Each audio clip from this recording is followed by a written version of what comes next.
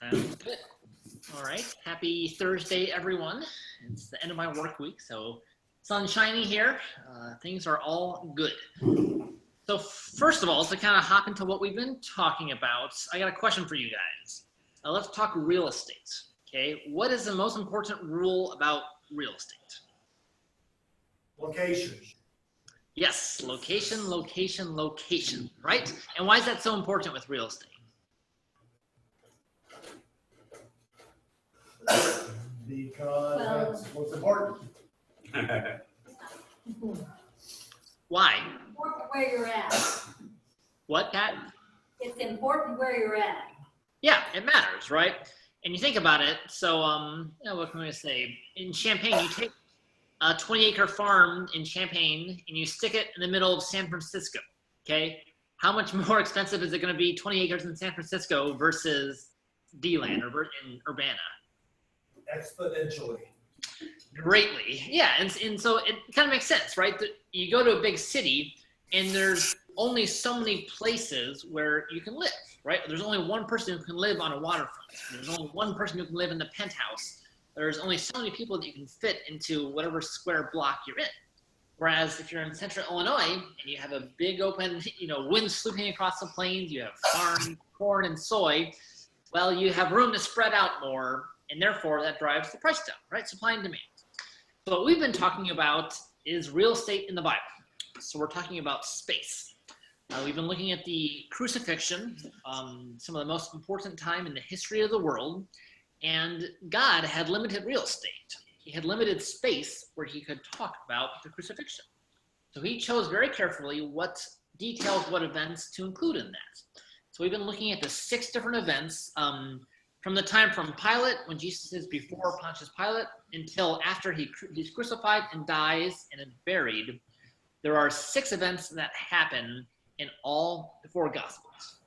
So each of the 4 Gospel writers has their own slant, their own spin, their own bias from the situation.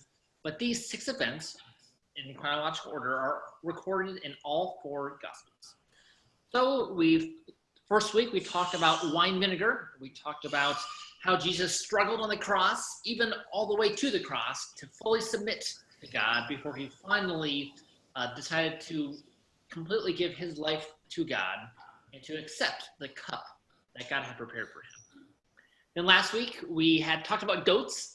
We talked about clothes, Jesus' inner garments and his outer garments, which were divided up. We talked about how there was blood on them and there was association and connection with salvation. How there were Roman soldiers at the foot of the cross who received these garments, these bloody salvific garments of Christ. We talked about how salvation would be offered to the Gentiles. So today, we're going to be talking about skulls, about Golgotha. And with that is the title, Abimelech, Jezebel, and Jesus. Now I have to apologize, Ray, you've heard this before.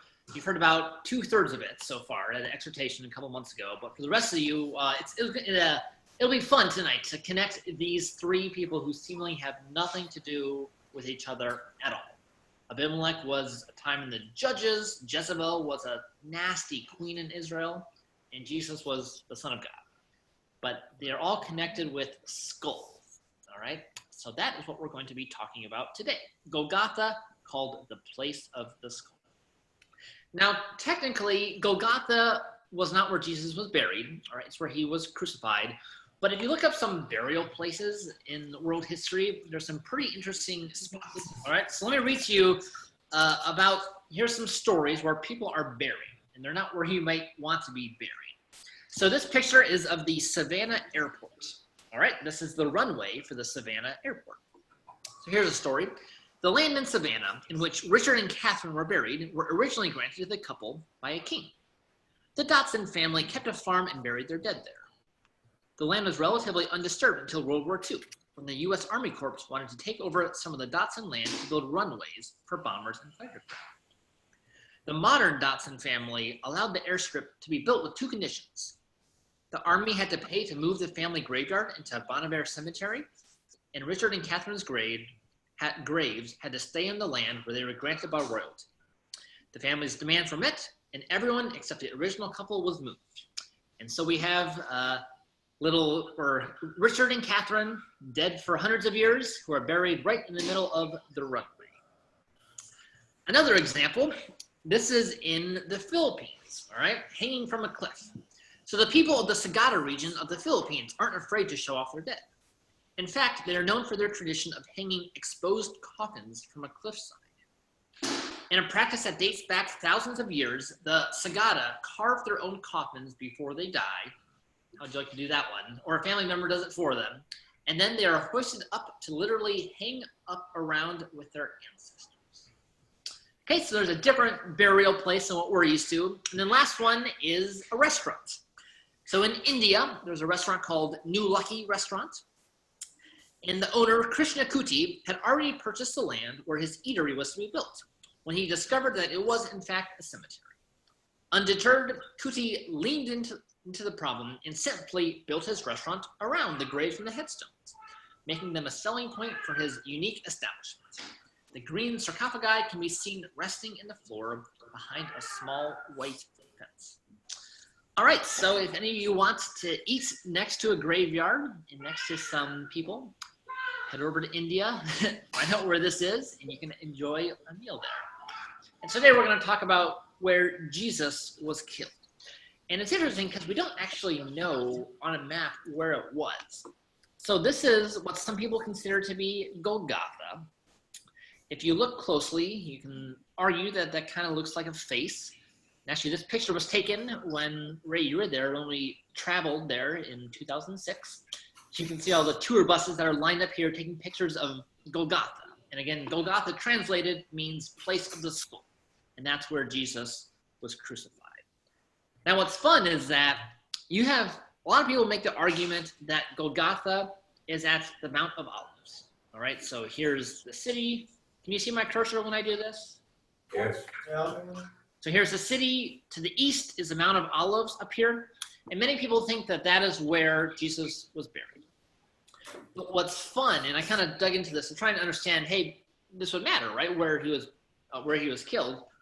Some people think it was Mount of Olives. Other people think it was to the south, right? That's kind of where the Valley of Hinnom was. That place where I just showed you, this guy is to the west of the city.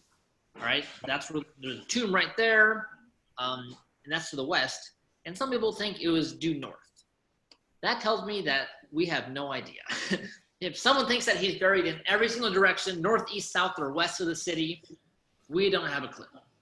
But what's interesting is that we do have clues from the Bible text about Golgotha, right? And we're going to learn some lessons tonight about Jesus being killed at Golgotha. And again, we're going to bring in Jezebel and Abimelech. So the first thing is that Golgotha is listed as outside the city. All right, Jerusalem is a city that ever since the time of David, has actually before him with the Jebusites, has had walls. It's been a walled city. And Golgotha, we're told, was outside the city. And this has a lot of things. So in John 19, it says, "Therefore, many of the Jews read this inscription, for the place where Jesus was crucified was near the city. And it was written in Hebrew, Latin, and Greek." Then also later in Hebrews, it says, "Therefore Jesus also, that he might sanctify the people through his own blood, suffered outside the gate." All right, and then if you read on in Hebrews, it's Hebrews 13. The writer talks about how we have to go outside of our city in order to seek Jesus. And it says we seek an eternal, Joanna's waving her hands with me right next to me. Sorry. We have to go outside our city to seek Jesus, and we also seek an eternal city, not our current city.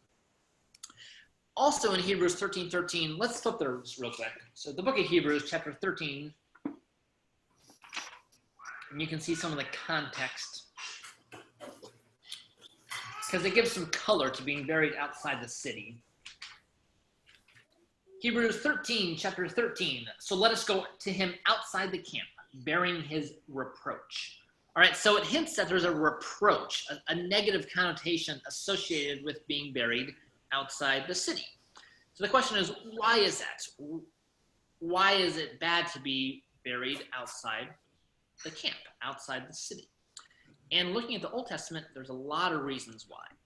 So first of all, back in the law, you had various pieces of sacrifice, You would burn the good pieces of the meat of the animal on an altar, and you were told to get rid and burn the pieces of the animal that were undesirable, that were unclean. And you can probably guess they were burned outside the city. I'll read quickly from Leviticus chapter 4. It says, "But the hide of the bull and all its flesh, with its head and its leg and its entrails and its refuge, that is, all the rest of the bull, he is to bring out to a clean place outside the camp, where the ashes are poured out, and burn it on wood with fire. Where the ashes are poured out, it shall be burned." All right, so you had the parts of the offering of the sacrifice that were holy to the Lord, that were offered inside the tent, and then the ones that were not were got rid of. They were burned outside where the people were, outside the city. Another thing is, this is thousands of years ago. They did not have modern plumbing, and the outhouse was deliberately placed outside the camp. Turn to the book of Deuteronomy. Deuteronomy chapter 23. So the book of Deuteronomy chapter 23, verses 12 to 14. "You shall also have a place outside the camp, and go out there. And you shall have a spade among your tools. And that shall be when you sit down outside, you shall dig with it, and shall turn to cover up your excrement. Since the Lord your God walks in the midst of your camp to deliver you and to defeat your enemies before you, therefore your camp must be holy, and he must not see anything indecent among you, or he will turn away from you." So it specifically talks about how God is inside the camp, and how inside the camp things are holy. So you're supposed to put the things that were not holy outside the camp. All right, inside the camp is holy, outside the camp is unholy. You can also think about walls in the Old Testament, and this is all around. In a physical sense, if you have a wall around a city, it provides protection, right? You can't go over a wall, so therefore the people inside the wall would be safe. During a time of battle or a siege, when enemies would come upon a city, all the people would retreat inside the city, and they would go behind the walls and be secure, saved by the walls. You see this with Nehemiah in the book. So when Jerusalem has been destroyed, really, he comes back, and the very first thing Nehemiah does is build the wall, because he had to build a wall in order to keep the people safe, right? Jerusalem wasn't safe, and attackers didn't want to see it rebuilt. So Nehemiah builds the wall to protect his people. Similarly, in the book of Revelation, we'll be in Revelation a couple times tonight. Still feels like it's afternoon, but for you guys, it's tonight. Revelation chapter 11, verses 1 and 2. It says, "Then there was given me a measuring rod like a staff, and someone said, 'Get up and measure the temple of God and the altar, and those who worship in it. Leave out the court, which is outside the temple, and do not measure it. For it has been given to the nations, and they will tread underfoot the holy city for 42 months.'" All right, so the angel is told, measure or wall off everything inside and outside the court. If it's inside the court, I'm going to protect it, God says. If it's outside, I've given it to the nation. I'm not going to protect it. So again, the notion of inside the walls, you're protected. Outside, you're not. You think about the watchmen on the walls in Ecclesiastes, it all fits this thing. Another one is even the name Golgotha.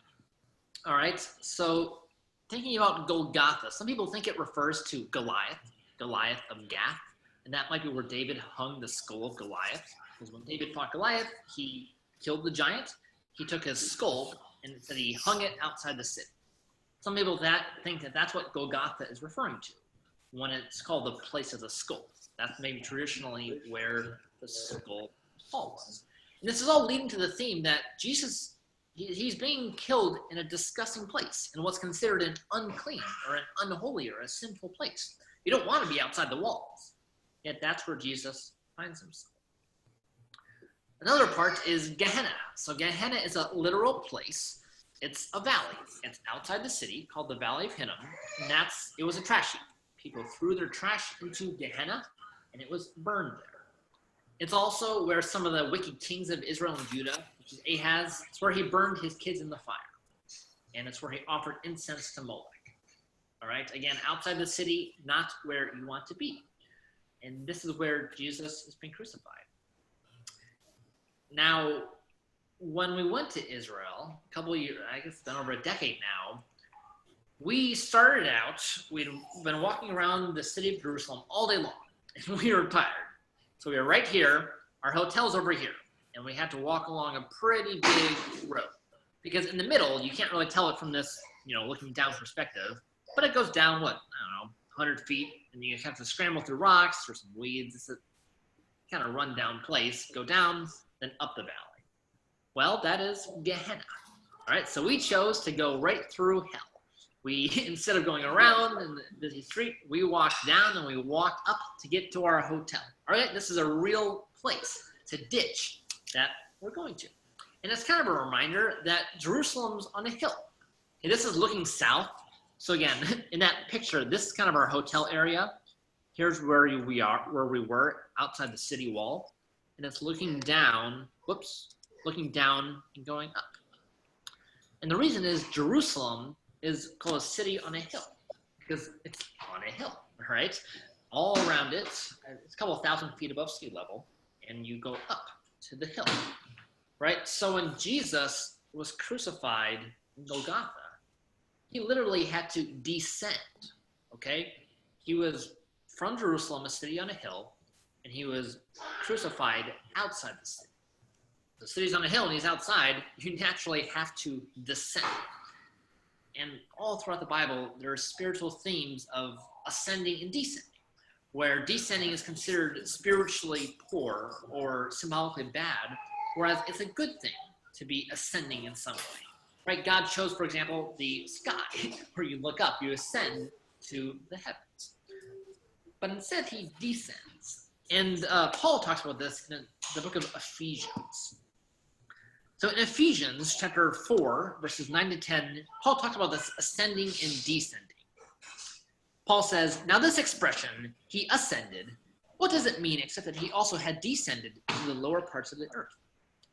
He who descended is himself, also he who ascended far above all the heavens, so that he might fill all things. All right, so Jesus is traveling down to Golgotha, just like spiritually he went down into Sheol.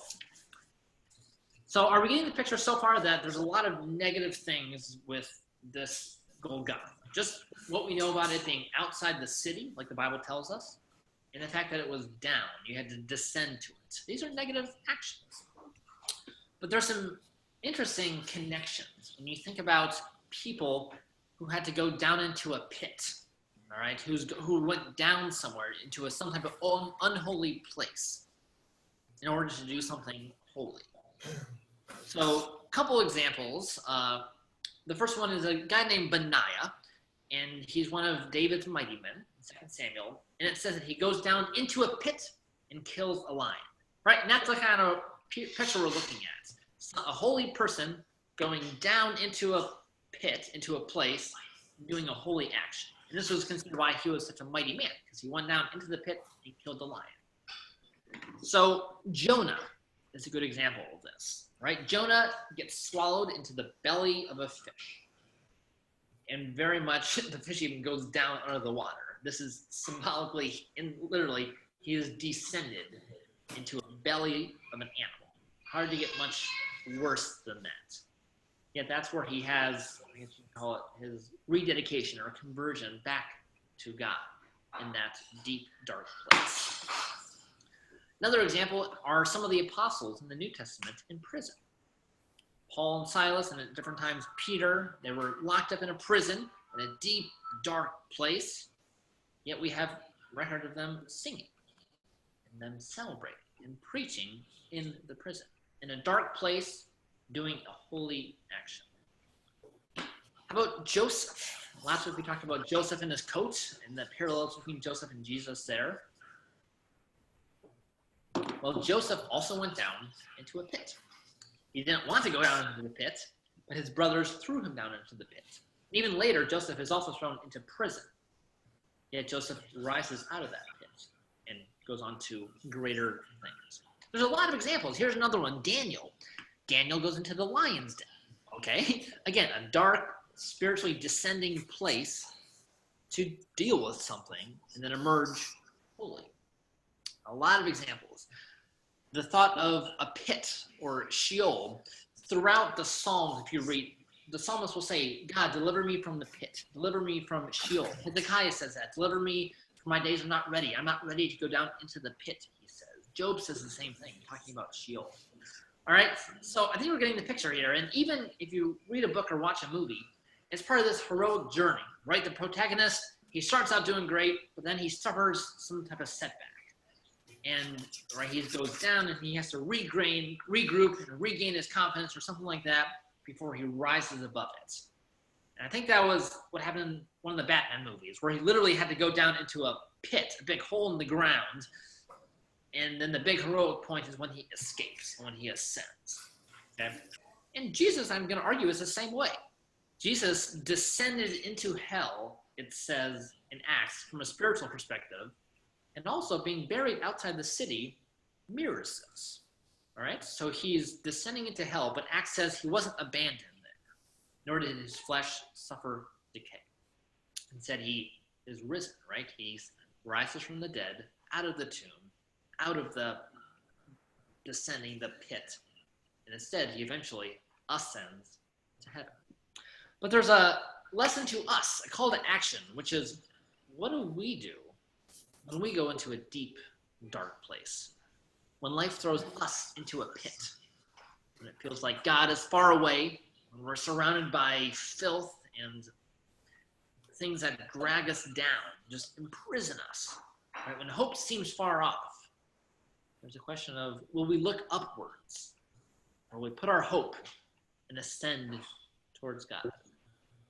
And thinking about Jesus at the cross, this crucial time when Jesus is dealing with sin and salvation, he deals with this head on. Okay, he didn't just die in his sleep, or he was in a temple when he died, or maybe he was on Mount Sinai. No, he descended into Gehenna. He descended into sin. He descends to Golgotha, the place of the skull. And he faces sin, and he overcomes it in its darkest crevice. All right, so I think the point so far is that we're seeing that being killed outside the city has very negative spiritual connotations. And also having to descend to Golgotha, very negative symbols going on here. We on the same page so far? Yep. All right, so that's number one. And we'll come back to this. So keep that in the back of your mind, that there's a lot of negative imagery going on. Next, let's talk about a skull. All right? So again, Jesus was buried at Golgotha, the place of the skull. And what we're going to see is, again, this pattern of negativity, negative symbols, negative imagery continuing. So almost every time a skull is mentioned in the Bible, it has to do with death. Okay? Almost every time a skull is mentioned in the Bible, it has to do with death. We'll talk about Abimelech. We'll talk about Jezebel. We'll talk about Saul. We're talking about Jesus. You think about, the burnt sacrifices in Leviticus. So one of the few places that skull is talked about is when the priest would put his hand on the animal's head. And it says that that's when he would kill the animal, when he had his hand on the skull. Right? And there's a lot of thoughts throughout the Bible having to do with skulls. But for us, it's tough because we're kind of used to this Halloween picture of a skull. It's a happy thing. It's a funny thing. It's almost a cartoonish image, the way we in 2018 view skulls. But skulls are pretty nasty, okay, if you actually think about it.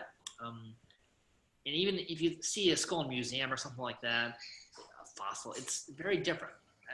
A skull is what is underneath your head, right? When you have your head and it's just stripped of everything, just stripped of all its flesh, the skull is what's left over.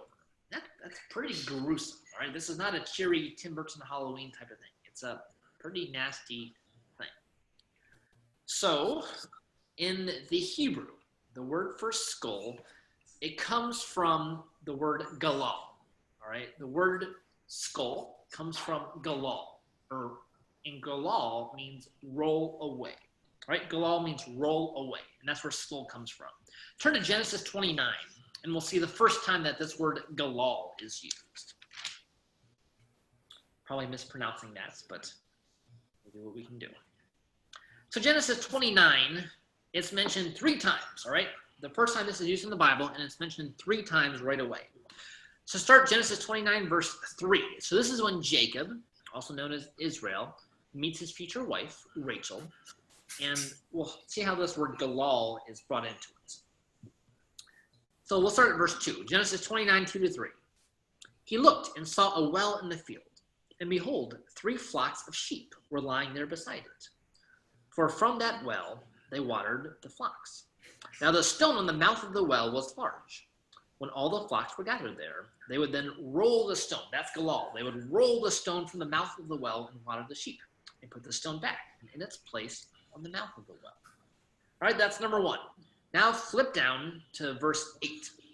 So he and Rachel are talking back, and Rachel says, but they said, we cannot until all the flocks are gathered, and they roll away the stone from the mouth of the well. Then we water the sheep. All right, so they can't water the sheep until the stone has been rolled away, galalled away. Mentioned 2 times already. Now verse 10. When Jacob saw Rachel, the daughter of Laban his mother's brother, and the sheep of Laban his mother's brother, Jacob went up and rolled the stone away from the mouth of the well, and watered the flock of Laban his mother's brother. So in the story, we have this big stone covering the well. And it's brought up 3 times. It's kind of a big obstacle, right? You're in a desert. There's only a couple of wells, and that's what allowed you to live, this water in the well. There's a big stone on it that would prevent, various thieves from getting in and the well from being ruined at all. And you had to roll away the stone. And Jacob is the one who rolls away the stone, all right? Because when you roll away the stone, you reveal the water, right? You give access to life, just like Jesus is the living water, right? So water is life, and you have to roll away the stone. You have to galal. Also, in the book of Joshua, we won't go there, but when Israel had just been circumcised, so Israel has been rededicated to God. They're saying, all right, we're back where we need to be. We're in the Holy Land. God, we're ready to serve you as a nation. They get circumcised, and it says that this rolls away their reproach. All right, this action, their sin is gone. It's rolled away, galal, because of their faithful obedience to circumcision. Then another example is Jesus' tomb. There's a big stone on the entrance of his tomb. The stone is rolled away, and it reveals that the tomb is empty. So the reason is that this forms the word of Golgotha, Galal, is that when you roll away the head, when you take away the head, what's left? Well, it's not life, it's not water, it's not holiness, it's not Jesus. It's the opposite. It's a skull. All right? Now, it's kind of interesting. Galal actually has 2 meanings. So the first is this rolled away. The second, and it's kind of like our word for orange. An orange can be the color orange, or an orange can be a fruit orange. So it's just like that. An unconnected meaning for the word galal is dung or filth. All right?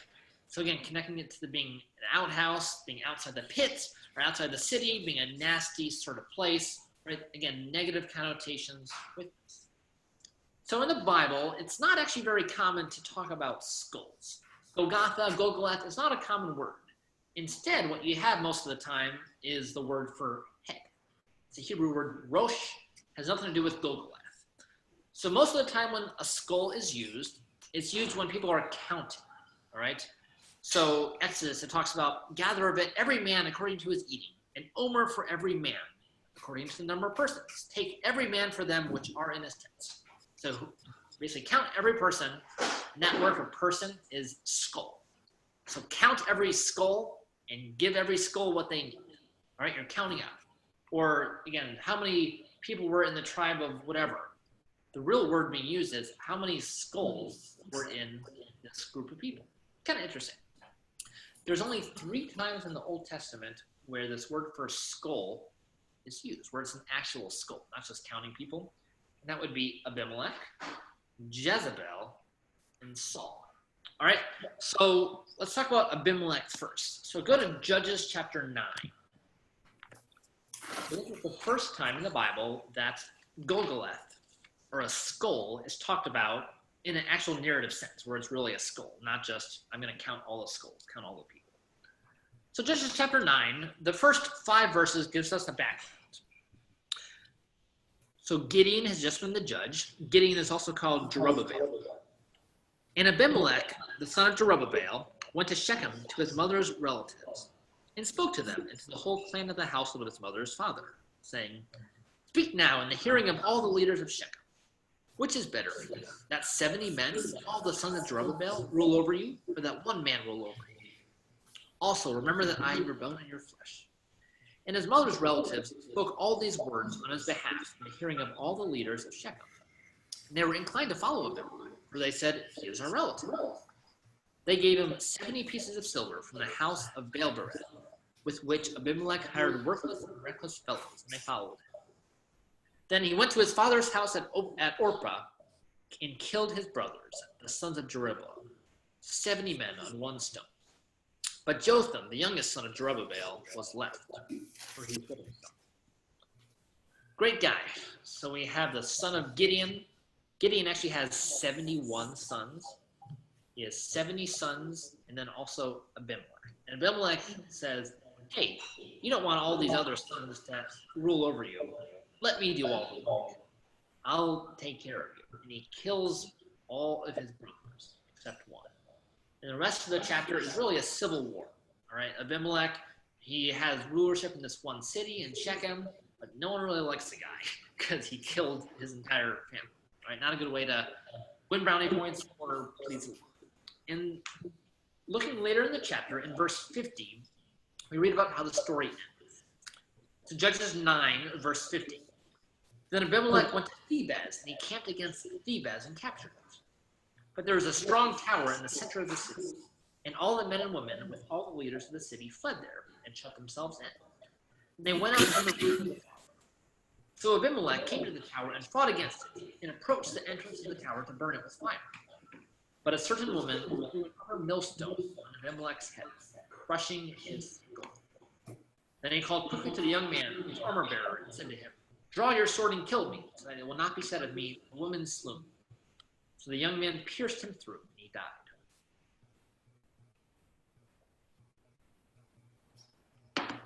So Abimelech, after a terrible life, his life is ended when he goes to capture a city. He goes too close. He's trying to burn the walls. Wall, inside wall good, outside wall bad. He goes to burn the city, and a woman drops an upper millstone. Be important later, a woman drops a millstone on his skull. All right, his skull, and that's our word Goglet, his skull is crushed, and he dies. So, next we have Jezebel. Jezebel is probably, Abigail's giving her two cents. Abigail says, awful and despicable. So Jezebel is a terrible woman. An easy way to tell, kind of a litmus test, is think about if you know any people called Jezebel in your life, or if you know any Abimelechs, or if you know any Judases, if you know any Benedicts. People don't like to name their kids after wicked people. So the fact that we don't know many Jezebels or Abimelechs, tells us. But Abimelech, again, a terrible, terrible person. She has a dreadful spiritual influence on Ahab, who's the king of Israel. And there's an important story where Ahab, the king, and her husband wants a vineyard, a field that... And he complains, says, oh, Jezebel, this guy has a field, a vineyard, I want it. He says, you're being silly, you're the king. Kill him and take it. Again, that's going to come back and be important. She kills innocent blood for no reason, because her husband, the king, wanted a vineyard. So look at 2 Kings chapter 9, and we see how she comes to an end. Again, skull comes back, connected with death. So this is the end of Jezebel's life. Her husband, Ahab, has been dead for a couple years, and there's this new guy in town named Jehu. Jehu has been anointed by God to purge Israel's sin. All right, so Jehu's doing the Lord's work, and he's getting rid of all evil influences in Israel. At the time, Jezebel was number one. So 2 Kings 9, starting in verse 30. When Jehu came to Jezreel, Jezebel heard of it, and she painted her eyes and adorned her head and looked out the window. As Jehu entered the gate, she says, is it well, Zimri, your master's murderer? Then he lifted up his face to the window and said, who is on my side? Who? And 2 or 3 officials looked down at him. he said, "Throw her down." So they threw her down, and some of her blood was sprinkled on the wall and on the horses, and he trampled her underfoot. When he came in, he ate and drank, and he said, see now to this cursed woman, and bury her, for she is a king's daughter." They went to bury her, but they found nothing more of her than the skull and the feet and the palms of her hands. Therefore they returned and told him. And he said, "This is the word of the Lord, which was spoke by his servant Elijah the Tishbite, saying, in the property of Jezreel, the dogs shall eat the flesh of Jezebel, and the corpse of Jezebel will be as dung on the face of the field, the property of Jezreel. So they cannot say, this is Jezebel." Right? So the Gogoleth will be as Gilgal.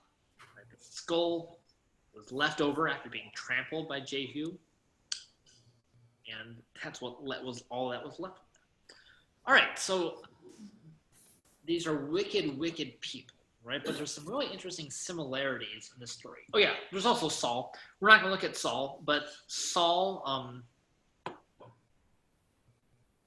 that's funny. No, Saul, when he goes to when he himself dies, his skull is hung up in the Philistine city. All right, so again, his skull is also connected with death. When he's killed, his skull is taken and displayed. But let's focus on Abimelech and Jezebel right now, because they have a lot of similarity. So first of all, they're wicked people, both in the eyes of God, but also in the eyes of the world. Okay, no one is going to speak positively of a guy who kills all his brothers, or who goes and kills a person just because he has a nice opinion. All right, these are wicked people through and through. They're both idolaters. They're doing everything wrong you can do. They were also defeated by commoners, right? In Judges, Abimelech, it was an unnamed woman who threw a millstone and crushed his skull. With Jezebel, it wasn't Jehu, it was 2 or 3 officials who just threw her out. So basically her servants who were with her. We don't know their names, but they threw her out and she fell and was crushed. They were also literally cast out. All right, so in Abimelech's case, it says the millstone was thrown, or it was cast out. It's the same word as shalach in Hebrew, as when Joseph was cast into a pit, or when the Israelite babies were cast into the Nile in Exodus. Right? The millstone was cast onto Abimelech's head. And Jezebel was cast, of course, out of a tower. She was thrown out of the tower. They also died by fall. Right? In Abimelech's case, it was the millstone that fell. In Jezebel's case, it was her that fell. And at the time, it was a fall from power.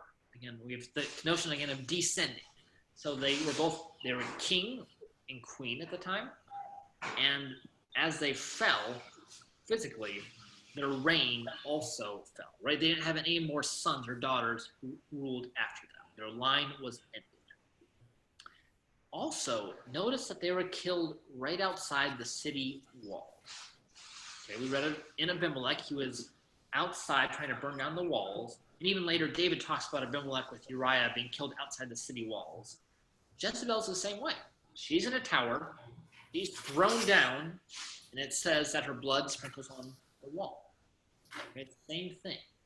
Being outside the city wall. So what does this all have to do with skulls? It's kind of interesting. But why are skulls mentioned? Why not just head? You know, a stone fell and bopped him on the head. Or all that was left of Jezebel was her head and her hands. It doesn't make sense. So what we're going to do is take a closer look at the story of Jezebel. All right, there's a lot of details in here. And it's really, really interesting what the story that God's painting. Are there any questions so far? Back to your slide about the wall. You Yes. didn't mention Jericho. Yeah, that's interesting. Yeah. The walls came down, right? Yeah.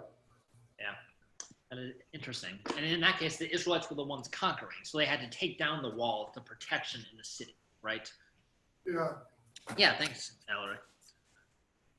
So back to Jezebel. So in the story that we just read, it's been 14 years since Ahab died. All right, she's had 2 sons that have reigned, One of her son, Ahaziah, only was king for 2 years. The other one's been king for 12. And Jezebel actually hasn't been mentioned in the Bible for about 11 chapters. Ever since Naboth's vineyard, the guy who she killed because she wanted his vineyard, we don't know anything about it. Now, we do know that she's been causing trouble in the background. All right, so earlier in this chapter, 2 Kings chapter 9, verse 22, it says, when Joram saw Jehu, he said, is it peace, Jehu? And he answered, what peace, so long as the harlotries of your mother Jezebel and her witchcrafts are so many. So she's still causing problems with her idolatry, her harlotries, and her witchcraft, is what Jehu says. Jehu's a righteous man. He was anointed by Elisha to rule as king and to reform Israel. So he goes and kills Joram, the king of Israel. He also kills Ahaziah, who's the wicked king of Judah. And when Jehu comes to see Jezebel, what's the first action that Jezebel does? What's the first thing she does when she sees Jehu come? What does it say?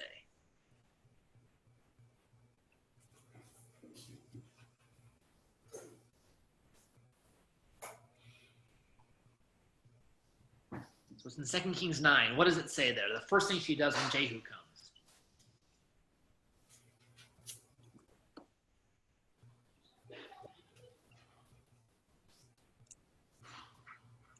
You see anything?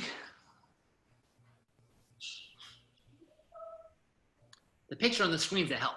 So in verse 30, right, when Jehu came to Jezreel, Jezebel heard of it, and she painted her eyes and adorned her head. All right, so when she sees the guy coming, and she goes and puts on her makeup. Okay, that's the first thing she does. She makes herself look pretty. Now, there's another example of painting your eyes in the Bible. It specifically says she painted her eyes. And it's in the book of Jeremiah. So keep a finger here in 2 Kings 9. And go to Jeremiah 4. And we'll read Jeremiah 4, verse 30. Jeremiah 4, verse 30. And you, O desolate one, what will you do?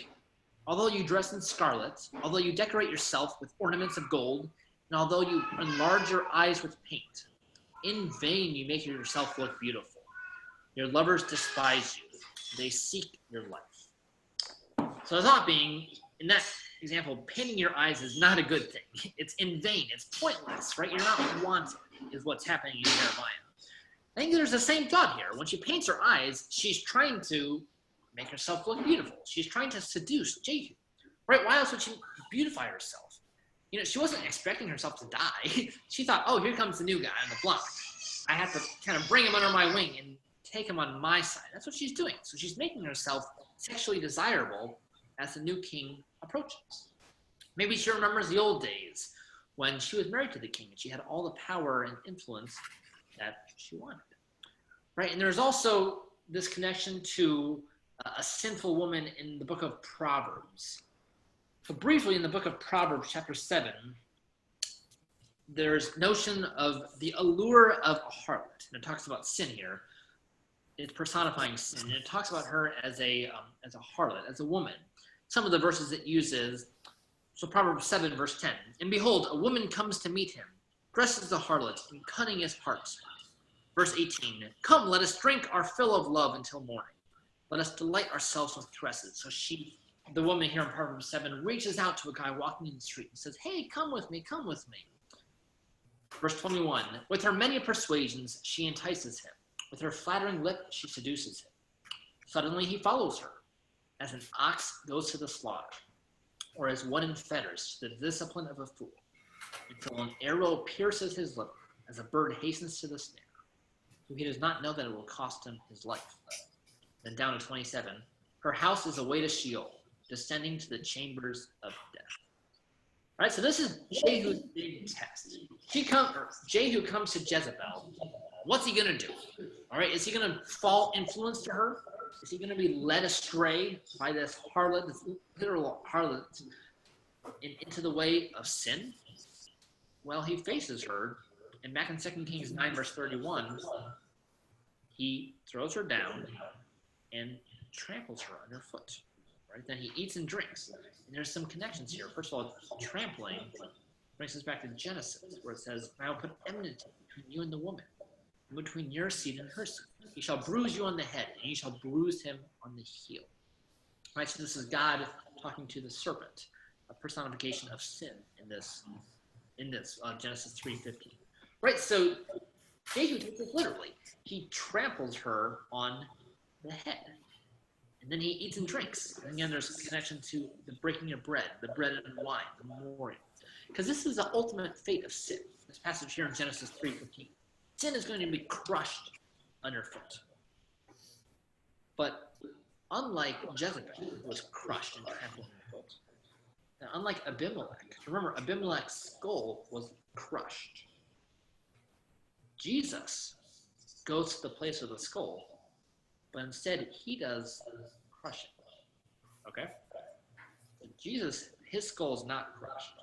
He goes to the place of the skull, where Abimelech's skull is crushed, where Jezebel's skull is crushed. But he is the one who crushes sin's head. Okay? And so what's left over, going back to Jehu and Jezebel, after Jezebel is trampled, dogs come eat her up. And what's left over is her skull, her feet, and the palms of her hands. And you have to think about just how disgusting this was, right? It wasn't the head that was left. You couldn't even identify Jezebel. I mean, the dogs had literally eaten off all the flesh from her face, leaving just the skull. Jezebel is being stripped bare here. All of her wrongdoing, her sin, her enticing is being fully exposed. She tried to put on all this makeup to make herself look pretty, but just like in Jeremiah, it was foolish. It was folly. It was in vain. It was all eaten off. Instead, it's her skull, her inner self, underneath the makeup, that really what happened, right? Underneath that sweet, alluring temptation of sin is the gross, nasty reality of death. Underneath the makeup is sin, is death. Okay? Jehu passes this test. Right? He passes the temptation of sin and he crushes it underfoot. He doesn't even think about it. He tramples it underfoot, right? He knows that, like Solomon says in Proverbs, this leads to Sheol, right? He doesn't entertain it at all. And there's parallels to the book of Revelation, all right? So turn over to Revelation 17. Because the question is, why is Jezebel's skull left around? Why mention that the skull and her palms of her hands and her ankles are still around? Well, I think it's a symbol, a negative symbol, again, further reminding people about her wickedness. Right? Jesus is descending to the place of the skull, to a negative symbol, but Jesus tramples and crushes the skull of the enemy, just like what Jehu did. In Revelation 17, Jezebel comes back.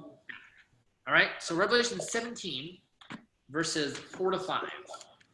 And in Revelation 17, in the chronology of Revelation, Revelation chapter 19 is when Jesus comes back. So this is right before Jesus comes back.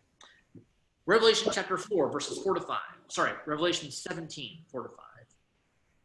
The woman was clothed in purple and scarlet, and adorned with gold and precious stones and pearls, having in her hand a gold cup full of abominations and of unclean things of immorality.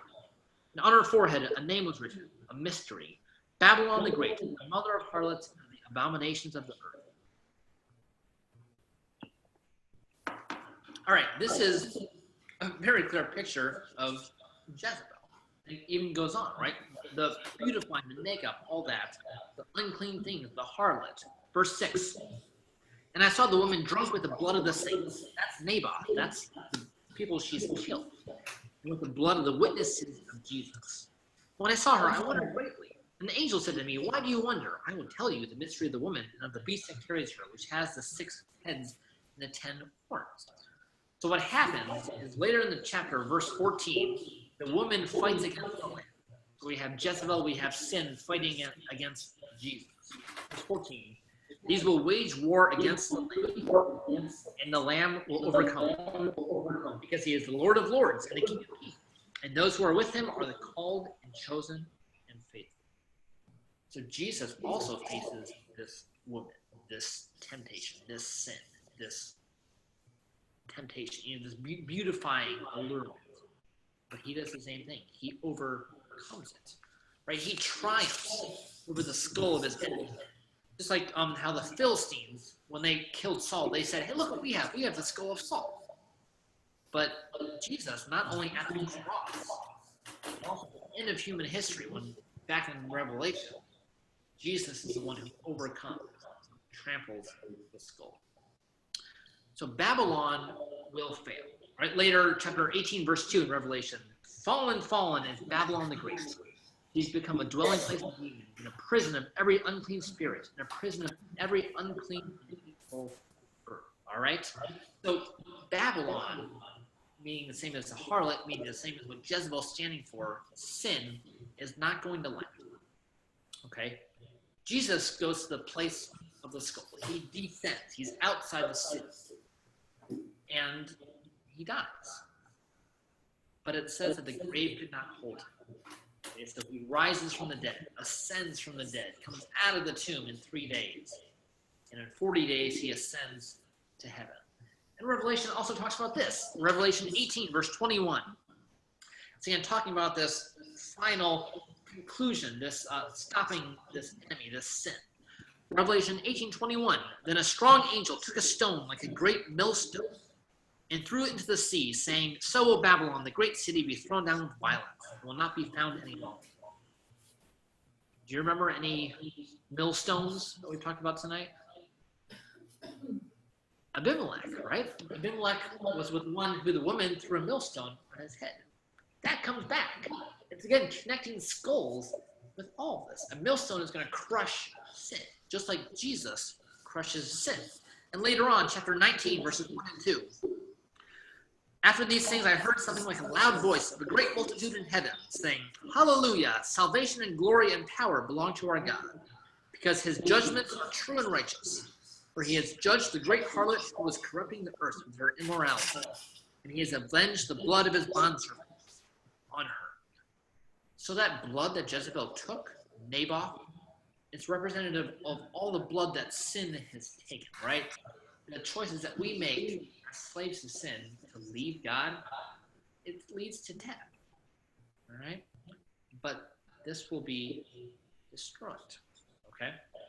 So when Jezebel's, some of her body parts are left behind, it's saying that the spirit of Jezebel is still around, right? When Jehu trampled Jezebel, it wasn't complete. There is still some things left. When Abimelech's skull was crushed, it wasn't complete. Sin wasn't completely destroyed, right? He actually, it says, and sorry, he had to commit suicide. He was still alive, and he had to commit suicide to actually die. Because sin isn't completely crushed until Jesus comes. Jesus is the one who goes to the place of the skull. Jesus is the one who crushes and tramples and completely defeats sin once and for all. And for us, we have the same thing, where we can join Jesus, right? We descend into baptism, and we spiritually die. But like Jesus, we rise from the waters of baptism. And we're raised, we're resurrected, we're a new man. We're freed from that slavery to sin. So when we face a skull in our life, right, we have a choice between life and death. And we face that every day.